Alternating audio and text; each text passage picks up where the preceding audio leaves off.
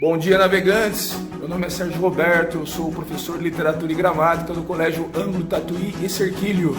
E a aula de hoje é sobre argumentação. O propósito dessa aula é habilitá-los a detectar a orientação argumentativa dos textos.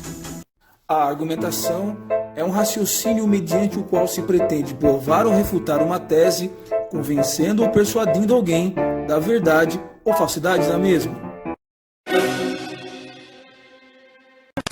Para a teoria da argumentação, persuasão e convencimento são conceitos diferentes. O convencimento leva alguém a crer em algo como verdade, e a persuasão leva alguém a agir de uma certa maneira. Inúmeras pessoas estão convencidas de certas doenças exigirem um regime alimentar mais severo.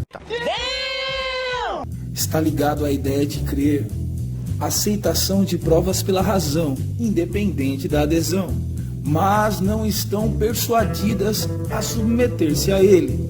Persuasão está ligado à ideia de agir, o reconhecimento não só pela razão, mas pela decisão da vontade. Se a persuasão é uma linguagem que busca primeiramente o melhor e não necessariamente a verdade, e o convencimento busca a verdade e não necessariamente o melhor, a verdade em si já não é o melhor? Fica a provocação. Estratégias argumentativas para gerar persuasão. Tentação é a estratégia argumentativa que tem como meta a persuasão, pondo em evidência os valores do objeto da proposta.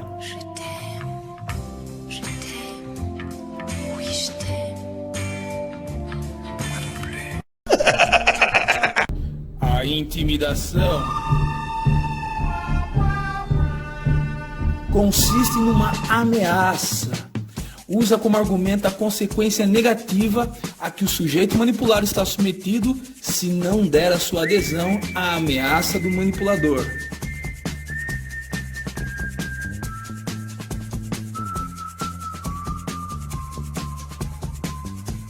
A comoção.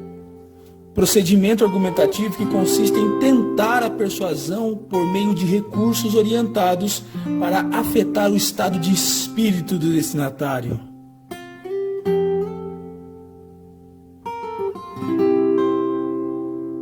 Sedução.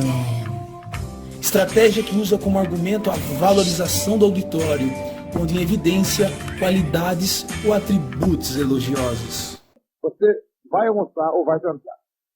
Você não é político e diz para sua mulher: "Ó Maria, esse seu arroz está frio."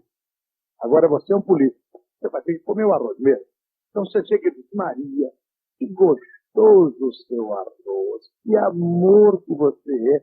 Como você dá uma maquiada na realidade, é isso que eu estou falando? Isso. Dá uma enfeitada. É mesmo? O argumento de autoridade recorre-se ao prestígio de uma voz mais autorizada. Citamos um especialista, uma autoridade no assunto, para justificar uma conclusão. Ao partilhar desta orientação argumentativa, reforça o efeito de verdade. Segundo a pesquisa A Epidemiologia do Uso da Arma como Autodefesa, de David Hemingway, professor e pesquisador de Harvard, apenas 0,9% das vítimas usou uma arma para se defender. Esse é um argumento de autoridade, pois se justifica a conclusão citando uma autoridade no assunto, no caso o professor Hemingway.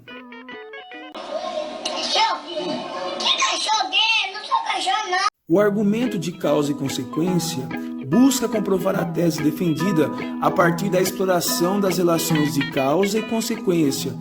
Ao explicar os porquês e as consequências da temática em questão, pode-se confirmar as ideias expressas pela tese. O nosso país contraiu uma dívida externa de proporções incalculáveis. Durante muito tempo, canalizaremos uma enorme verba para o pagamento dessa dívida, em vez de utilizar esse capital em obras que beneficiem a população. O argumento de quantidade está baseado no pressuposto de que aquilo que ocorre em maior quantidade tende a merecer mais crédito do que aquilo que ocorre em menor quantidade. 80% da população aprova os novos iogurtes da Danone, apesar de eu nunca ter sido consultado sobre isso. O argumento de provas concretas se baseia em uma evidência que possa levar o leitor a admitir e aceitar uma tese. Essa evidência pode ser, por exemplo, formada por dados estatísticos ou por pesquisas de diversos tipos, desde que a fonte esteja explícita. Ainda é possível utilizar esse tipo de argumento a partir de fatos notórios, ou seja, que são de domínio público. É mesmo, é? O argumento de consenso é um argumento construído a partir de um conhecimento tomado como senso comum, tido como um saber partilhado. O consenso, mesmo que seja equivocado, corresponde ao indiscutível, aquilo que é aceito como verdadeiro. A educação é a base do desenvolvimento. A família é a base da organização social. Nossa. O argumento da competência linguística ele é baseado no modo de dizer, ou seja, na utilização de um vocabulário adequado à situação de interlocução. O modo de dizer dá confiabilidade ao que se diz. Também tô cagado de fome. O argumento de base lógica fundamenta a pressuposição de que, por trás de um raciocínio bem concatenado e sem contradições internas, está um enunciador que pelo menos tem controle sobre o que está dizendo e cria uma predisposição a que aceitem como verdade o que está enunciado. O biólogo molecular alemão Peter Duisberg lançou um livro em 1996 que continha a seguinte tese: o vírus HIV não provoca a AIDS. Argumentou Duisberg: se a AIDS fosse provocada por um agente infeccioso, então a doença deveria ter as 5 características comuns a todas as doenças desse gênero. Primeiro, ela deveria se disseminar de maneira aleatória entre os sexos. Segundo, os sintomas deveriam aparecer em pouco tempo, meses no máximo. Terceiro, deveria ser possível identificar micróbios do HIV ativos e em grande quantidade em todos os casos da doença. Quarto, as células deveriam morrer além da capacidade do corpo em substituí-las. Quinto, deveria haver um padrão consistente de sintomas em todos os doentes. Apesar de estar defendendo um ponto de vista contrário ao consenso, sua força argumentativa está exatamente no seu rigor lógico, feito por um enunciador que tem controle sobre o próprio discurso. Espero que vocês tenham gostado, bons estudos e até o próximo vídeo. Fala, Champs!